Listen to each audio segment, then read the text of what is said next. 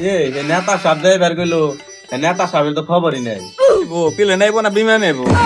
আরে দেশের অবস্থা যে খারাপ, নেতা যে কোন নাই তা তো কোয়া যায় না।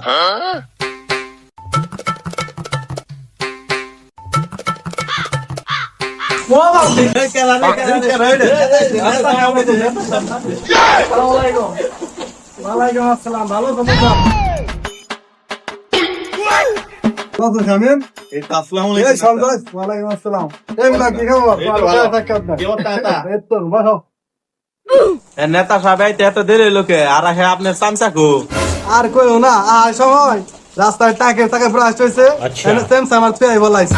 যেমন তার নেতা তেমন তার সেমসা, কি আর কমু।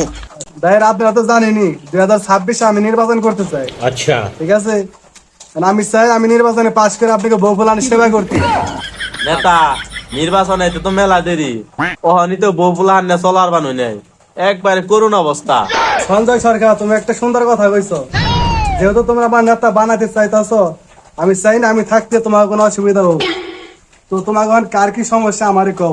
নেতা সাহেব তাহলে এই জন্য থেকে শুরু করি, ওই আপনি কোন আপনার কি সমস্যা? সাহেব তাহলে আমাকে রাস্তার ব্যাপারটা যদি একটু দেখতেন। শামীম, আমি যদি নির্বাচনে পাশটা করতে পারি তোমাকে দোয়াই, তোমাকে রাস্তাঘাটে আমি নদী বানিয়ে দেবো, নৌকানে চলাচল করবা, কোনো যানজট কিচ্ছু বাঁচবো না। এই থাম থাম থাম। আচ্ছা সঞ্জয়, এখন তোমার সমস্যাটা কও। আশেপাশে তারা লোক আছে, তা গোটাও শুনতে হবে। তোমার সমস্যাটা কও।